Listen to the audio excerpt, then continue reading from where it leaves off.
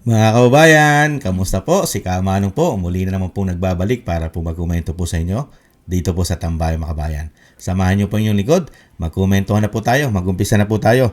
Ito po, komentohan po natin. Ito po ay kumakalat na po ito sa social media at talagang putok na putok po. Alam naman po natin, pag nagsasalita po ito, ay talaga pong tinatangkilik po ito ng malalaking mainstream media.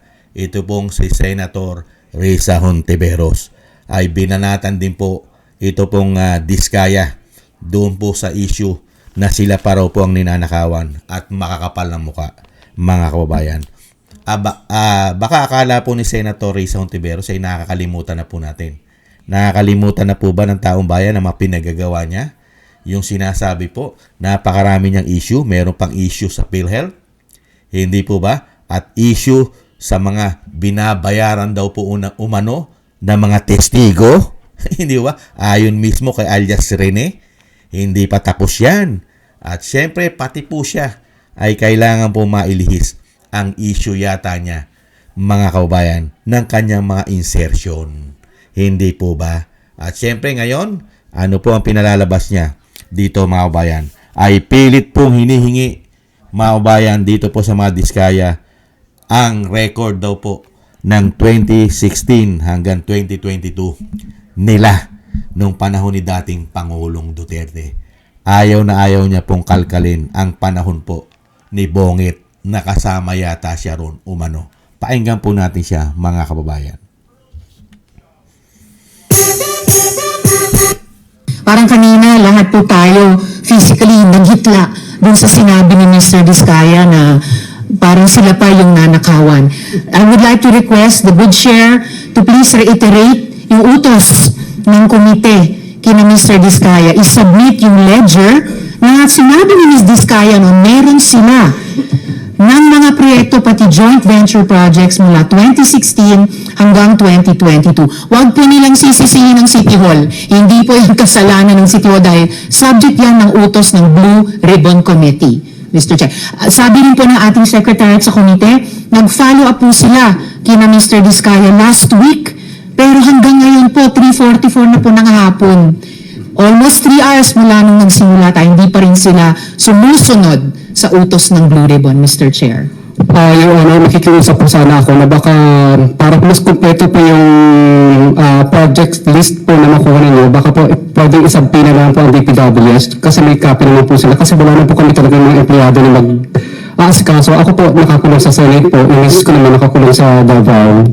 So wala po kayong mautusan, Your Honor. Mr. Chair, I will submit to the wisdom of the Chair kung ano po yung pinakamabisang paraan. Ang hinahanap ko lang pong outcome ay mabigay ng mga ni Mr. at Ms. Diskaya yung ledger nila na sinabi ni Ms. Diskaya mayroon sila yung mga joint venture and other projects nila mula 2016 hanggang 2022. Ewan ko ba, Mr. Chair, binabato pa nila sa DPWH yung responsibilidad sumunod sa utos ng Blue Ribbon, Mr. Chair. Thank you, Senator Risa. We'll try to resolve that issue. Thank you, Mr. Chair. Senator JB Arcito is recognized. Just a quick minute. Nakita niyo po mga tambay, hinihingan po ng AGER yung mga proyekto po ng 2016 at 2022 ni Risa. Samantala nakakulong yung mag-asawa, isa nakakulong sa Davao at siya ay nakakulong din po, mga kababayan. Na matindi, no? At tama naman po sinabi ng Diskaya. Bakit hindi mo isubpina ang DPWH? Dahil unang-una, sila po ang may mga record na mga proyekto. At ito pong mga kontraktor, humihingi lang po ito ng proyekto sa DPWH at sa mga politiko sa kanilang mga distrito, congressman. Hindi po ba? At sa mga senador na may mga insertion. Hindi kaya, mga kababayan. At napakalinis po ba? Talagang inililigaw po kasi ni Senator Risa Hontiveros ang issue. Bakit po? Kasi po kailangan niya pong magpabango. Kailangan niya pong pabagsakin ang mga Duterte. Siyempre, saan po ang punot dulo nito? Ang issue ng korupsyon ay dadalhin sa mga Duterte. Samantalang ang issue ng napakalaking korupsyon na mahigit 3 taon ay nasa kanila. Kailangan po may pang-twist umano. At siya po ba'y malinis? At wala po ba siyang bahid ng korupsyon?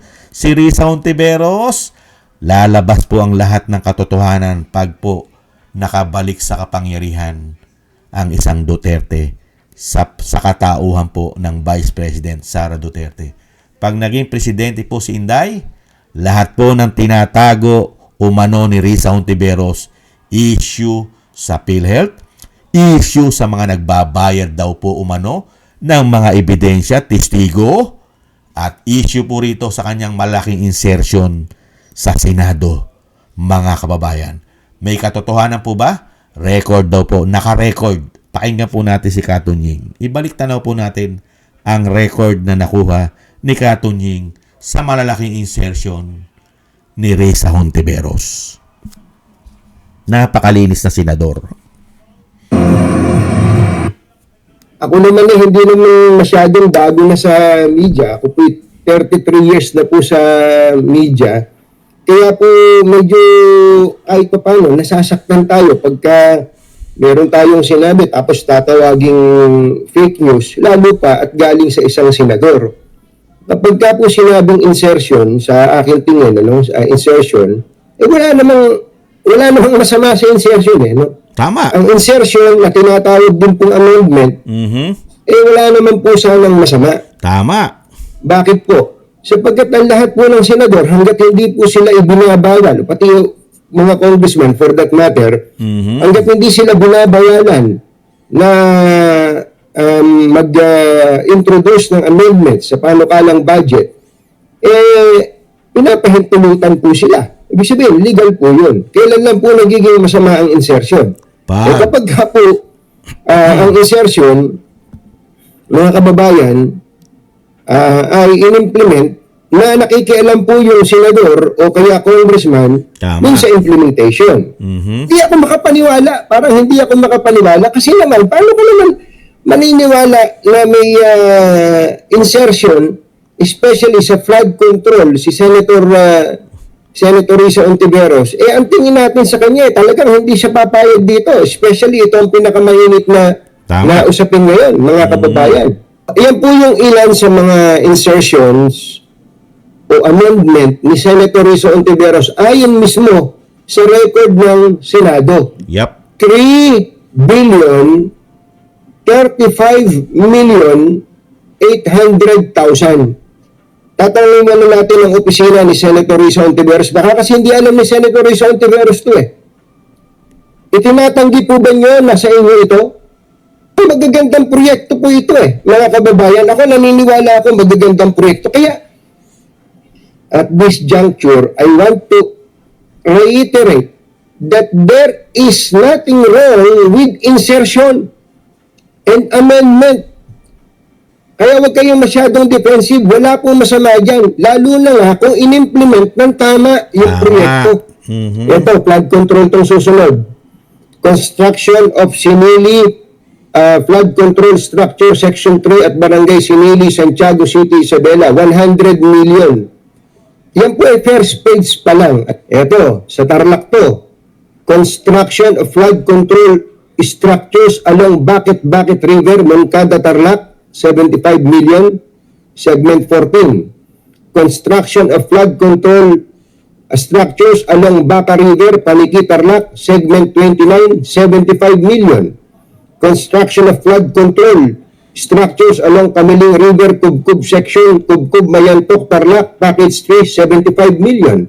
Construction of flood control structures along Pait, Manok River, San Manuel, Tarlac, 75 million. Anong masama dito? Baka nga magagandang mga proyekto itong mga flood control projects na ito. Anong masama dyan? Ba't nyo ikahihiyaan nyo ba yan? Ba't nyo ikahihiya yan kung yan po yung magandang proyekto? At kung ito'y na-implement ng tama? Ako naman hindi naman masyadong bago na sa... Tama po si Katunying Hindi po masama yun kung ikaw ay humingi ng proyekto na 3 billion mahigit. 3 billion, Risa Hontiveros. 3 billion! Hindi masama kung na-implement ng tama. Hindi naging ghost project. At syempre, hindi mahinang kalidad. Hindi mahinang kalidad ang pagkakagawa. Napakarami po niyang insertion project. Mga kabayan, bakit kaya galit na galit siya sa Diskaya at pilit pong sinasabing ang mga Diskaya raw po ay makakapal ng mukha, mga kabayan, at parang sila pang nanakawan? Ang tanong po natin, hindi ba tayo nanakawan ni Senator Risa Hontiveros? Hindi po ba nanakawan ni Senator Risa Hontiveros ang taong bayan sa kanya pong nakuhang insertion? Mga kabayan, na 3 billion mahigit. Bakit hindi po maipagmalaki ni Senator Risa Hontiveros ang kanyang mga proyekto? Lalong-lalo po mga flood control. At pilit po niyang iniiwas ang kanyang ulo umano at dinadala po sa 2016 hanggang 2022 sa panahon po ni dating Pangulong Duterte na mga proyekto na wala naman pong lumabas na mga ghost project dahil sa dami po ng recorded na build. Isang damukal buong Pilipinas. Hindi po ba? Ang tanong, yung sa inyo, Senator Hontiveros, di po ba tatakbo kayo? Kayo po ang pambato yata sa pagka-presidente? Hindi po ba? Nagtatanong lang si Kamanong, nasaan po ang achievement nyo? Yan po, magandang legasiya po ninyo yan. Ipakita nyo po sa taong bayan yung sinasabi ni Katunying na hindi masamang insertion kung na-implement ng tama. Yung proyekto nyo, isang damukal, napakarami. Hindi lang po flood control, may mga barangay hall pa, di ba? May mga kung ano-ano, may mga karsada pa riyan na galing po sa 3 billion na naibigay sa inyo. Hindi po ba sa panahon po na tinatawag na presidente na bangag at bongit ng kanyang ate na si Senadora Amy Marcos? Nasaan po yan? Hindi po napag-uusapan ng media yan. Diyan ka magtataka sa mainstream media. Ayaw po nilang kalkalin ang napakalaking insertion ng pambato po nila na presidente. Ayaw na ayaw po nilang kalkalin yan. Ano po ang nangyari diyan sa 3 billion mahigit na nahawakan po yata na insertion ng senadora? Karamihan pa'y flood control ayon kay Katunying. At yan po'y recorded. May record daw po yan sa Senado. Ang tanong natin, nasaan po yan? Meron po ba kayo ipapakita na pinis at mahusay at dekalidad ang inyong mga proyekto, Risa Hontiveros? Kamukha nung sa Davao. Sa Davao City po, lahat ng proyekto po doon, lalong-lalo ni Congressman Pulong, naka-record, detalyado, nasa libro pa. Nahandun pa lahat sa libro niya. At pwede mong tingnan doon po sa Davao City. Doon sa kanyang distrito, makikita mo po, detalyado at naka-archive pa ang kanyang mga proyekto. Di po ba kung saan-saan ginamit ang pondo ng taong bayan sa Davao City? Ganyan din po ang gusto namin mangyari.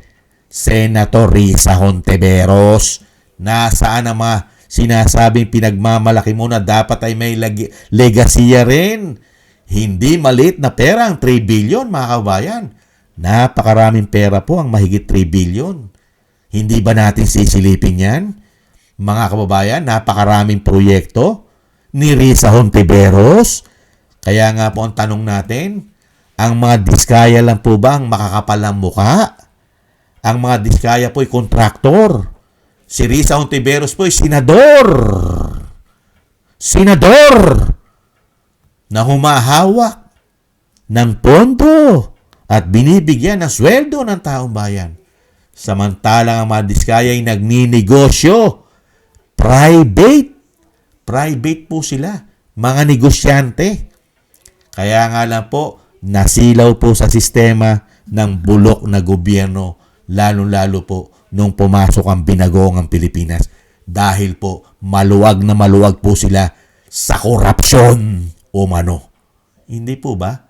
Kaya nga po gusto rin natin malaman kung sino kaya ang contractors ni Senadora Risa Hontiveros doon sa kanyang mga proyekto. Sino kaya ang mga contractors doon? Hindi ba natin pwedeng malaman yan? Malalaman po natin yan sa tamang panahon, mga kababayan. Pagka si Inday na ang presidente, lalabas po ang mga kontraktor ni Risa Hontiveros sa kanyang mga proyekto? Hindi kaya? At syempre, lalabas din po ang mga engineer. Ang mga engineer niya ng DPWH sa mga distrito na ginamitan ng kanyang bondo na insertion. Hindi po ba? Lalabas din po yan. At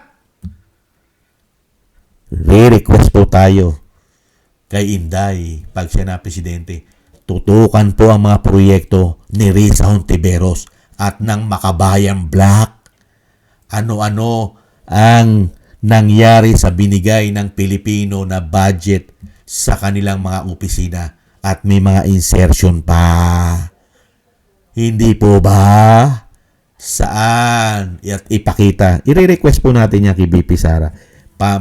Mananawagan po tayo na trabahuhin pag siya na presidente, unahing trabahuhin mga kabayan ang grupong Makabayan Black sa kanilang mga budget na nakukuha sa taong bayan. Kung ano ang mga proyekto nito. Hindi po ba, Senadora Risa Hontiveros? Napakarami mong issue. PhilHealth pa lang, hindi pa tapos yan. Hindi po ba, pati yung kay alias Rene, hindi pa tapos yan. Ngayon, meron na namang 3 billion mahigit. Nakakahiya talaga ang mga diskaya.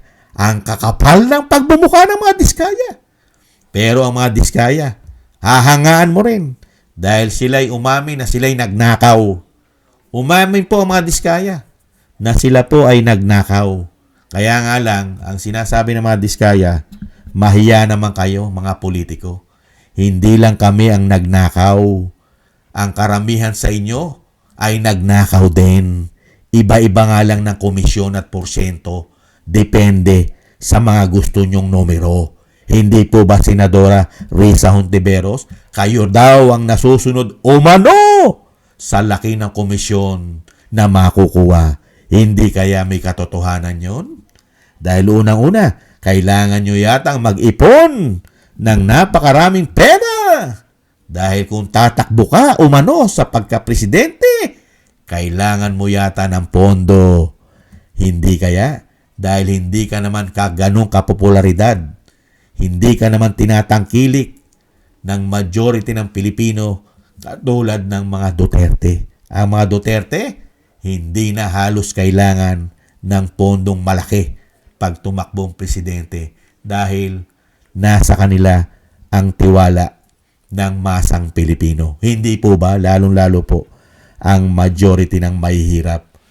Hindi po ba, Risa, mga kababayan, hindi kaya nag-iipon, kaya hindi maipakita ang kanyang mga proyekto na sinasabi ni Katunying at pilit na lang pong pinagtatakpan, pilit na lang pong inilalayo at dinadala sa 2016 hanggang 2022 na proyekto ng dating Pangulong Duterte. Mahiya naman kayo. Ang tanong, sino po ang makapalang pagmumuka, mga kababayan? Sino po? Ang diskaya po ba ang makapalang pagmumuka na umamin na sila po'y nagnakaw?